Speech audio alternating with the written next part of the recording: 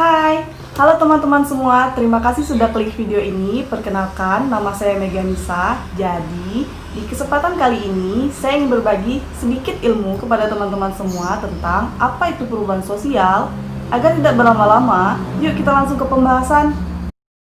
Sebelum ke pembahasan yang lain, kita harus tahu dulu nih teman-teman, apa sih sebenarnya definisi dari perubahan sosial itu sendiri? Jadi, menurut salah satu sosiolog Indonesia yang memberikan perhatian pada perkembangan ilmu-ilmu sosial di Indonesia, Bapak Selo Sumarjan, mengemukakan bahwa perubahan-perubahan pada lembaga-lembaga kemasyarakatan di dalam suatu masyarakat yang mempengaruhi sistem sosialnya, termasuk di dalamnya nilai-nilai, sikap, dan pola perilaku di antara kelompok-kelompok dalam masyarakat. Tekanan pada definisi tersebut terletak pada lembaga-lembaga kemasyarakatan sebagai himpunan pokok manusia yang kemudian mempengaruhi segi-segi struktur masyarakat lainnya. Setiap masyarakat selama hidupnya pasti mengalami perubahan-perubahan.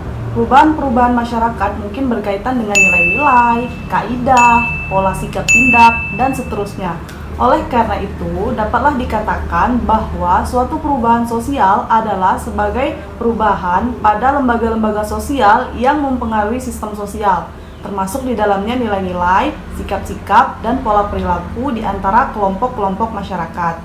Misalnya kita ambil contoh nih dari salah satu perubahan sosial yang paling nyata yang ada di sekitar kita, yaitu munculnya internet yang mengubah cara berkomunikasi. Bahkan, hal ini membuat masyarakat sangat bergantung untuk menggunakan internet, seperti saat berkomunikasi melalui aplikasi chatting, hingga memesan kendaraan umum seperti ojek online.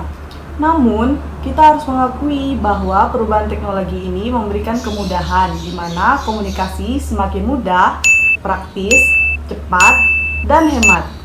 Roger Cotterell, seorang guru besar peringatan teori hukum di Queen Mary University of London, pernah mengemukakan betapa pentingnya menunjukkan dengan tepat apa yang dimaksud dengan perubahan sosial dalam literatur secara relevan.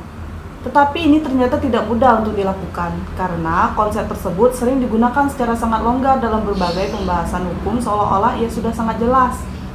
Lawrence Friedman dan Jack Ledinsky dalam konteks sebuah pembahasan tentang dampak sosial hukum mengadopsi definisi perubahan sosial sebagai setiap perubahan yang tidak repetitif dalam mode tingkah laku masyarakat. Dalam setiap proses perubahan sosial, senantiasa akan dapat dijumpai banyak faktor-faktor penyebab terjadinya perubahan itu sendiri, baik yang berasal dari dalam masyarakat itu sendiri maupun yang berasal dari luarnya. Akan tetapi, yang lebih penting adalah identifikasi terhadap faktor-faktor yang mempengaruhi proses perubahan tersebut. Beberapa faktor yang mungkin mendorong terjadinya perubahan sosial itu ada berbagai macam nih teman-teman.